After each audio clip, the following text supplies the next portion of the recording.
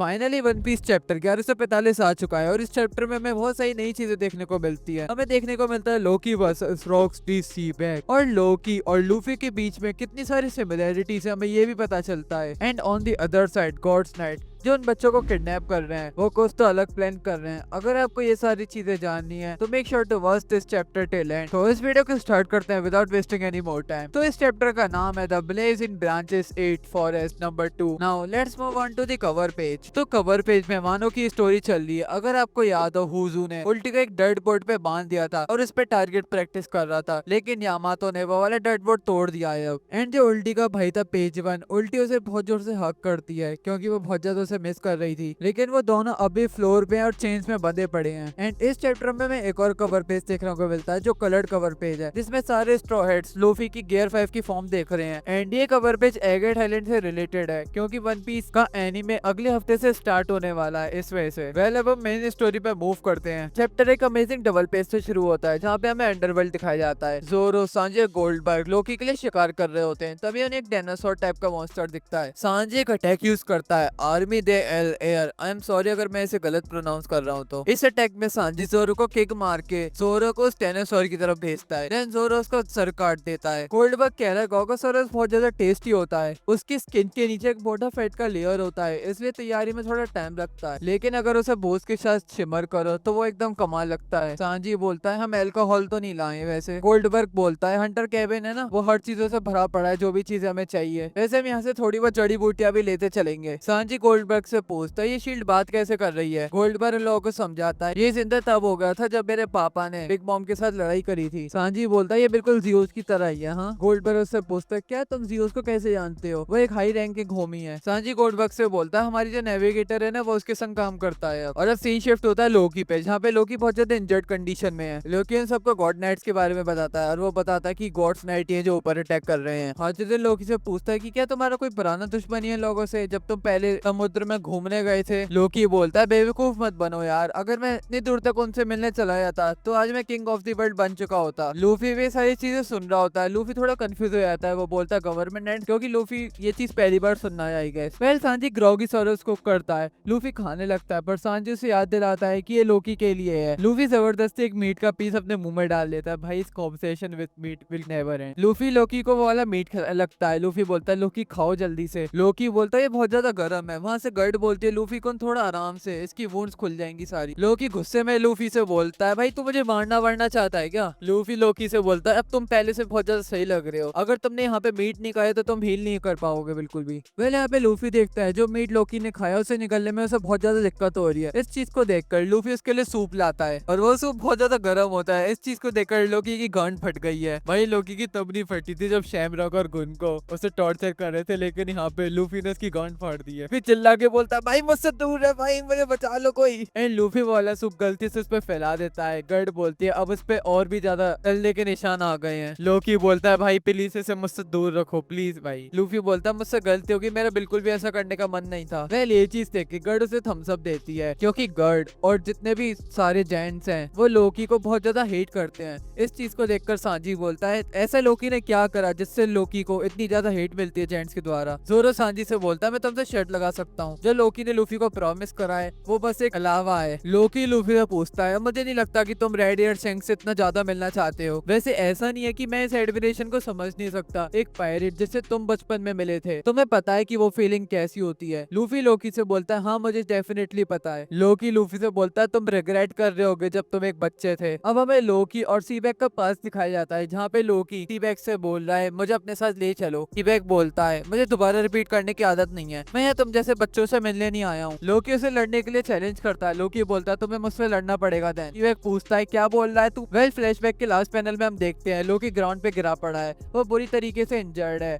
और उसके शरीर पे एक तलवार भी घुसी पड़ी है। एडवर्ड न्यूगेट बोलता है तुमने लोकी के साथ ऐसा क्यों करा, लोकी बस एक बच्चा है अभी। व्हाइट बियर्ड बोलता है एक बच्चे पे असली तलवार का यूज ये कुछ ज्यादा नहीं हो गया। अब हम प्रेजेंट टाइमलाइन में आते हैं जहाँ पे लोकी थोड़ा सीरियस और नॉस्टैल्जिक वे में बोलता है मैं बहुत ज्यादा गलत एरा में पैदा हुआ हूँ। वेल अब सीन कट होता है सन वर्ल्ड वर्ल्ड के जंगल में एक और अमेजिंग डबल पेज में हम देखते हैं जायंट वॉरियर पायरेट्स को मल्टीपल मॉन्स्टर से लड़ते हुए। यहाँ पे बहुत सारे मॉन्स्टर्स है लाइक लोकी, ड्रैगर और गोस्ट, जो सब नाइटमेयर वर्ल्ड से आए उन बच्चों के। डोरी बोलता है ये जो सारे ड्रैगर्स हैं वो सब एक ट्रेंड वॉरियर की तरह मूव कर रहे हैं। फ्रॉगी बोलता है गाबा बाबा बा। यहाँ पे बहुत सारे भूत भी है, ये कितना बचपना सा है। वहाँ पे एक लोकी जैसी फिगर भी थी। गवान बोलता है क्या ये लोकी है? गबान लोकी की फिगर से खुद लड़ने जाता है। गबान बोलता है ये मेरे पे छोड़ दो। गबान अपने एक ही अटैक से उसका आधा शरीर पूरा फाड़ देता है। गबान बोलता है ये अच्छी बात है कि ये सिर्फ बच्चों की इमेजिनेशन है, अगर ये किसी और ने इमेजिन करा होता तो हमारे लिए बहुत ज्यादा दिक्कत हो सकती थी। गबान अपने आप से कहता है उसने 3 आवाज और महसूस की हैं जो बिल्कुल भी छुप नहीं पाई है उससे। अगर एल्बाफ भी सेफ नहीं है तो दुनिया का अंत जरूर हो जाएगा। सीन कट होता है फायर फाइटर स्क्वाड पे,